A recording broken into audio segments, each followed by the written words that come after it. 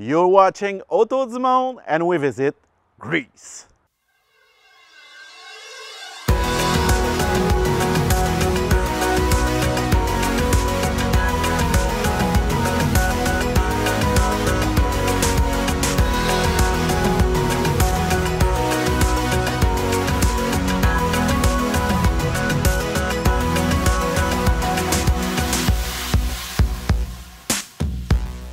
Welcome on Autour. If you like our content, don't forget to subscribe to our channel and to like our videos. In this new episode of Autour in Greece and in the Balkans, we take the ferry to the famous island of Corfu. We will spend the day there to discover its natural beauties and its historical center.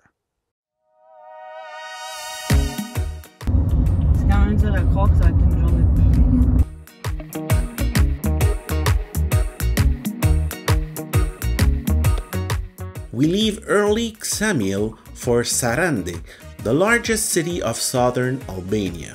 The landscape on the route is amazing.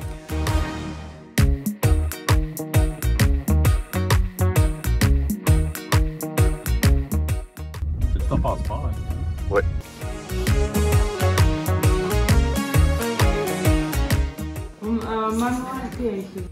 From the port of Sarandë, it's possible to reach the island of Corfu, and we choose to spend the day there.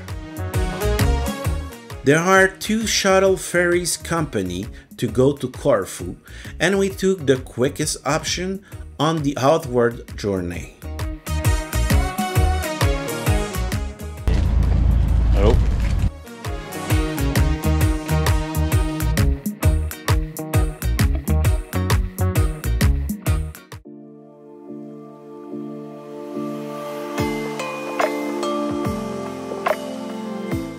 By speedboat, the crossing to Corfu takes barely 30 minutes. This gave us the opportunity to admire the scenery on both coasts. Although we have to go through customs, it's all done very quickly. We really enjoyed the ride.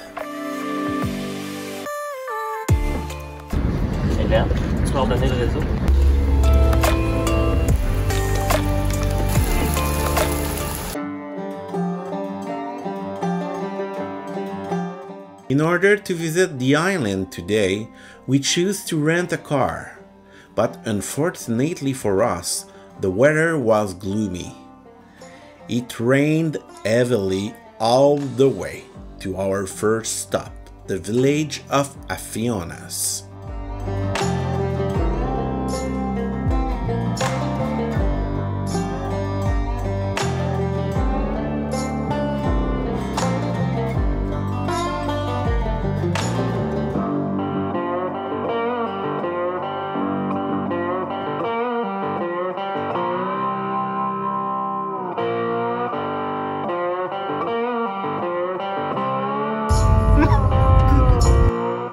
While the scenery was really spectacular, driving in Corfu is quite an adventure. Talk to that tour driver.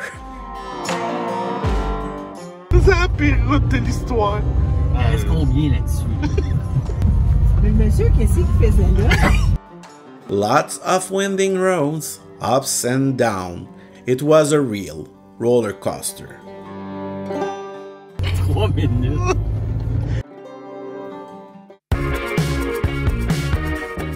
We finally arrived at the village of Afionas. Puis Vincent, c'est beau Corfu? La saison morte.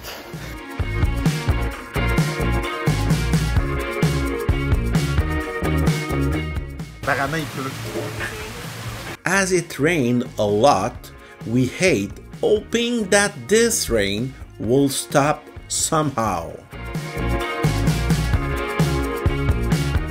Fortunately, the rain began to ease, allowing us to discover the cliff and its footpath.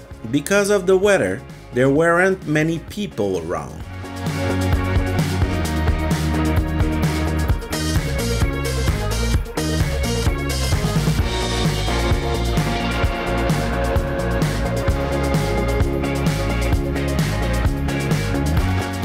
The small village of Afionas sits atop a high cliff overlooking the sea, giving us a spectacular view of the small inhabited islands of Matarki and Autour. In Corfu, the place is well known for its double bay with beaches on both sides, named Porto Timoni.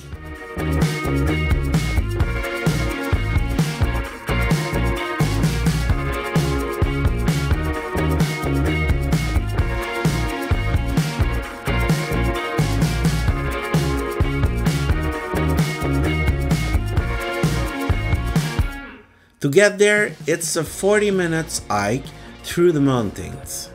Well worth the detour. In addition to Porto Timoni's twin beaches, the scenery is just amazing, especially the turquoise sea.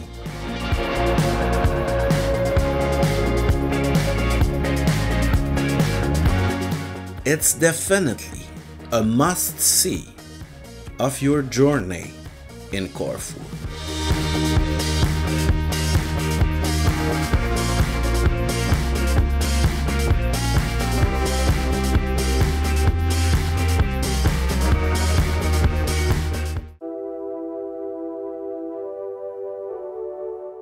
Although the distance between 2 points may seem short, it took us 50 minutes to cover the 24 kilometers between Afionas and Paleokastritsa.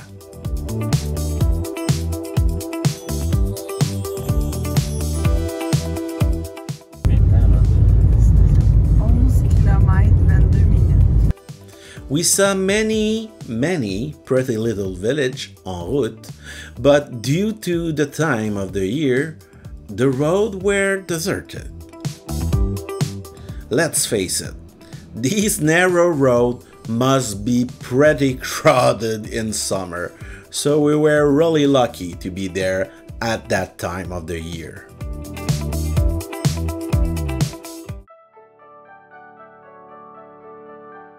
Corfu's tourist mecca, Paleokastritsa, was for centuries a simple fishing village.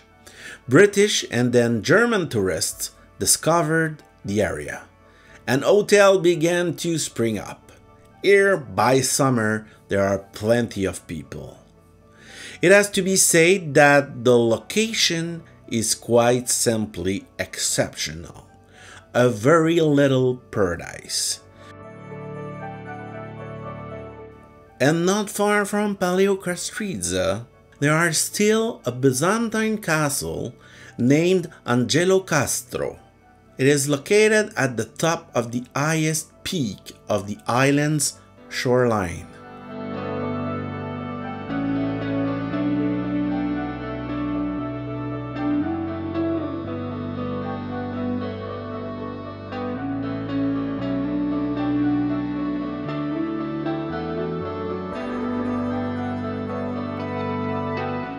The village stretched along 3 kilometers of coastline, lined with taverna, restaurants, hotels, villas, and bars.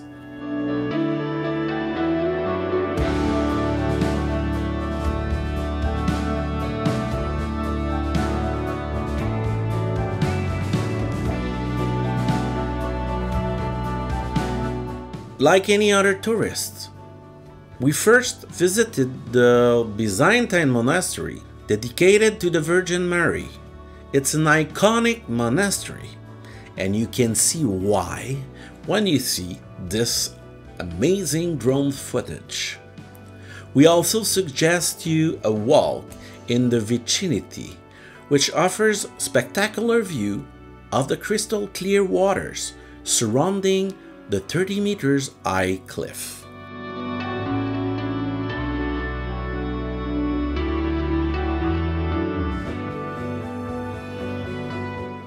Hélène, je tournerai pas à droite, on tourne.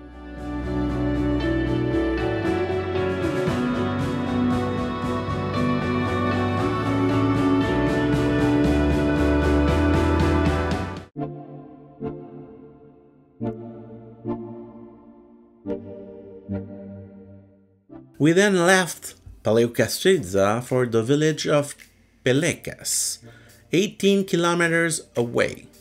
It took us 20 minutes to get there. The small village sits at an altitude of 220 meters, making it an incredible vantage point over the whole island. In particular, it is famous for its majestic sunset, and tourists came from all points of the island to see it.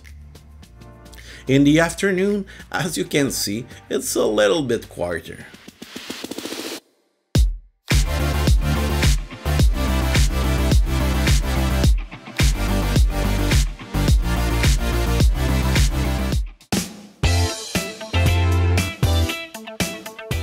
We are back on the road towards Corfu town. We can now tell you that the island has a lot to offer and that one day is clearly not enough to discover it. We were a little disappointed not to have been able to spend more time here.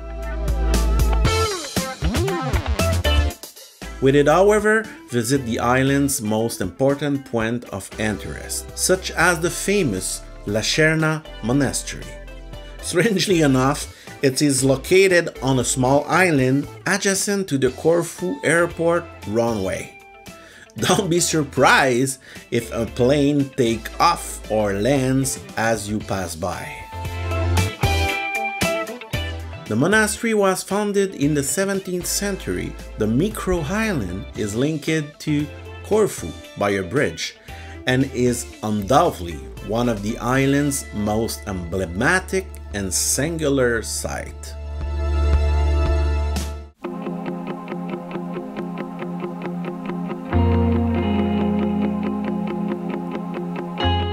And as we continued our way to Corfu's old town, we stopped for a moment to see another of the island's landmarks, the windmill of Garitsa.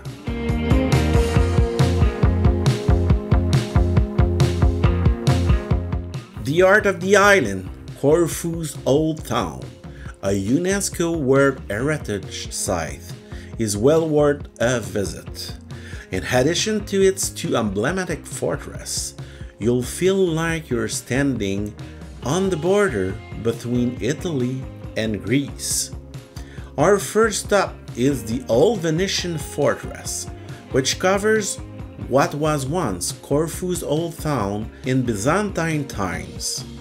It is explained that the promontory underwent major transformation under the Venetians, including the digging of a moat, which became a canal, artificially transforming the area into an island.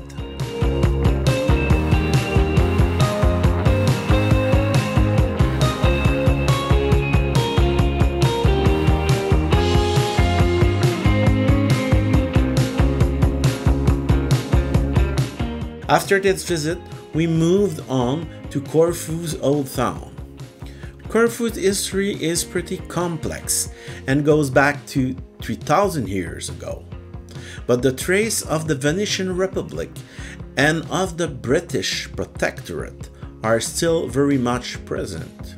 It has to be said that the husband of Queen Elizabeth II was born here.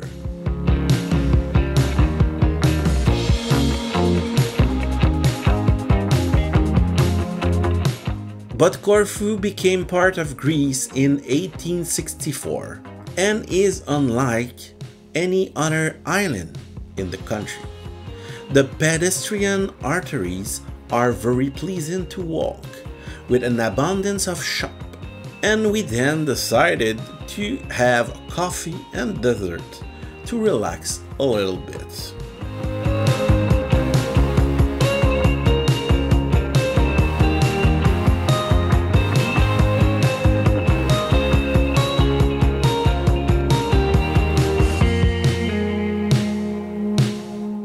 After this break, like probably the Empress Sisi, who lived here for a while, we then visited some of the city's monuments, including some ancient churches, before heading back to Albania, where we'll continue our journey in the next episode.